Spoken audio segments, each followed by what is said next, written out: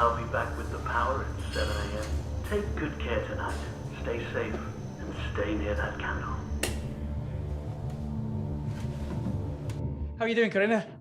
I'm good, yeah, very well. Nice to meet you. Thanks. Yeah, nice to meet you too. Congratulations on the movie. It's really fantastic in many different ways, especially, I mean, I'm not from as far back as the early 70s, I'm from 75, but it really took me on a kind of a nostalgia trip because both of my parents, well, my father's a doctor and my mother was a nurse, and they kind of studied around that same time. So it took me back to my kind of childhood when I used to visit my mother when she was a sister on the wards and things like that. Nice. So it felt really authentic to me. How did you get that amount of authenticity for the film? I did look at a lot of archive, read diaries of nurses at the time, which informed quite a lot of the ideas and really laid bare the hierarchy, which was kind of in my head from the beginning, but I hadn't realized how intense and stark it was till we did that research. And then I'm pleased that you say that, really, because I think it must have been lots of little tiny details. We didn't have enough of a budget to really shape the whole thing incredibly precisely with exact props and stuff. We just chose kind of key things, but I guess it was probably more trying to get the demeanor right and the way people spoke. Certainly all the costumes were replicated from what we saw. Yeah. I mean, was there any specific reason why you went for, I think was it 74? I think it's the 1974. Yeah. I mean, obviously there was the miners' strike in 72 and then 74, no? I mean, was that with a specific reason why you went for that time, or were there more reasons behind that? Yeah, I went for that time purely because of the blackouts. I wanted to tell a story about horror, real horror really, in institutions, because I was writing it around the time that all these big scandals were breaking about abuse in all kinds of great institutions in the UK that had been silenced and laid dormant for decades. And there was that time where a lot of stuff was coming up and it just really impacted on me. And I was just thinking about how it can come to be that these things continue in a place like that and nobody says anything. So that was the source for it. And then I was looking around at that point in history and came across images of the blackout and thought that was just a really powerful combination of the kind of repression and the darkness just collided and felt like a good combination. Yeah, because I'm not sure. I was looking a bit on the internet earlier, and there were kind of blackouts, and there was like this 3-day working week now with electricity and things like that, except for I think like hospitals and things like that. Did it actually happen in the hospitals as much as we see in there, or is that kind of more? No, I mean, yes, it did happen in hospitals. I read some kind of porter's account which gave me the idea, but it happened in different ways in reality in different parts of the country, and it didn't happen in the extremity that I've chosen to take the artistic license to add in. But it was pretty it was a huge part of the experience of life at that point in time. We have to move nearly all the patients out because of the cut tonight. You will stay on. The dark shift. Does the dark bother you? A place people die in should never be allowed to get that dark. And was there any reason why you correlated this idea of kind of Me Too and the healthcare institution for any specific reason, or was it just happenstance? Yeah, it was more just the idea that institutions of any kind can end up encouraging people to, but kind of the power trickles down in an unhealthy way often when you've got like something very powerful at the top, and that kind of trickle of bullying that can happen in big places like this. And in the story there was kind of a bunch of institutions that are alluded to, so although it's set in the hospital, there's also the sense that, you know, that there are schools and people's backgrounds and orphanages, and it could be anywhere really. I mean, talking of background, usually when I watch, especially in horror films, they overuse flashbacks. You do use flashbacks, but it's very subtle, which I appreciate, because otherwise I kind of feel myself dragged out of the film. Was that something that you were very kind of conscious and aware of when you were making the film, not to overdo it with the flashbacks? Yeah, it was a bit of a wrangle in the script it kind of they came and went in all kinds of different places for exactly that reason, because the flashback is a fantastic thing, but it's often quite clunky and not very elegant.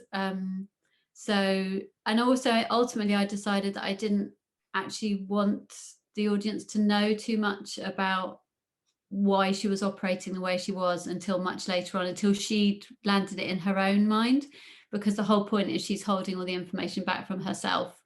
So when I worked that out, then I realized that we didn't want to see much till the end. So obviously we need to talk about Rose then, because obviously she's carrying all this baggage with her coming into the film. And was she well aware of everything that she was going to have to kind of portray before she came on board? She'd read the full script. Oh God, yeah. Yeah.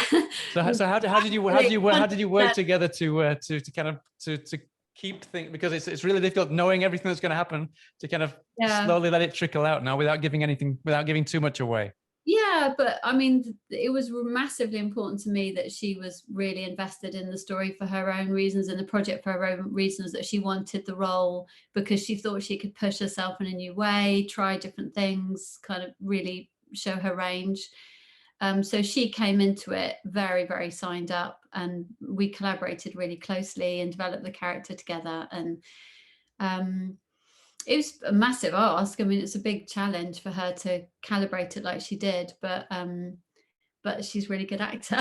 No, I was watching a couple of other interviews that she just recently did a few days ago, and I think she kind of delved into quite a bit of research, herself, and also I think her parents had also worked in healthcare around that time as well. No? Yeah, she felt quite kind of connected to the world through family history, a couple of nurses in her background from that area, it turned out as well. And I think the themes just resonated with her. She liked the idea of portraying a young woman who's kind of breaking out of her mold in a way, going in her own direction.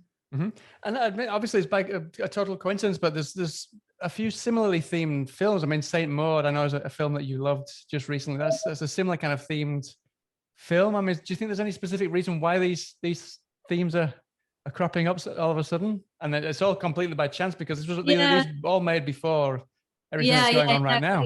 Yeah, I hadn't seen that film. I guess, I mean, these themes are a massive fabric of life. They're part of everyday life and bigger conversations and smaller conversations. And I think women are making films about all kinds of things, but recently more films by women have been financed. So you're going to see, I would hope, a range of different voices that haven't been heard. And because this conversation hasn't really been allowed to happen, I guess that's what's going on right now. And that's something I think we have the channel Shudder that's picked up the film, has got a lot to thank for that now, because there's a lot of films recently. I know you've just recently watched Lucky as well by Bria Grant. No, I mean, there's a lot of female directors really getting much more showcased now, especially thanks to Shudder now. Yeah, Shudder's doing a really fantastic job curating that. I think horror for me is always at its most exciting and interesting when it does take something contemporary or political or uncomfortable or something that of a zeitgeist and uses the medium to explore it. Those are the kind of horror films I always find the most memorable. And I mean, like we've been saying, this does tread a similar path to other films that have gone before. I mean, curiously, The Exorcist came out like a year before this was set, no? I mean, that was a complete coincidence. But what was it most important for you which way you went, how you navigated the film to make sure that you didn't kind of fall into the same footsteps as previous films that had tackled kind of similar themes? It is tricky to do that because, tropes they're there because they hold powerful ideas and they're there to be used, but obviously you don't want to be completely repetitive. I think I just tried to hang on to elements that felt relevant to Val as a character, and just make choices that were entirely channeled through her emotional journey through the story. It's a very, very condensed time frame. It's only over one night. So really it is literally just the journey of one woman's thought process over one night in a very writ large, in a very extreme way. But that's what it is. Something chased me to the basement.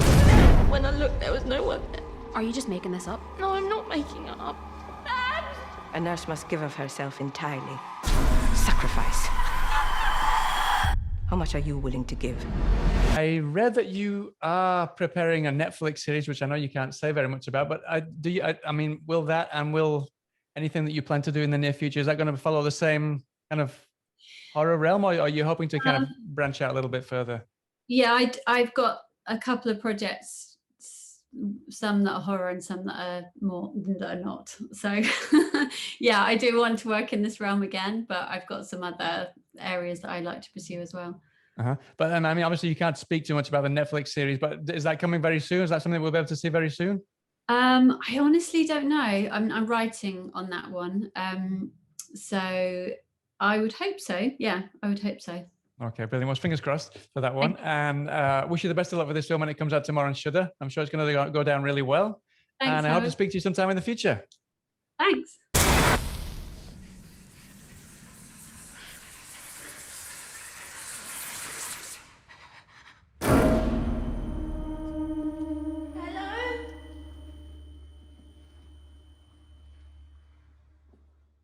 Hello?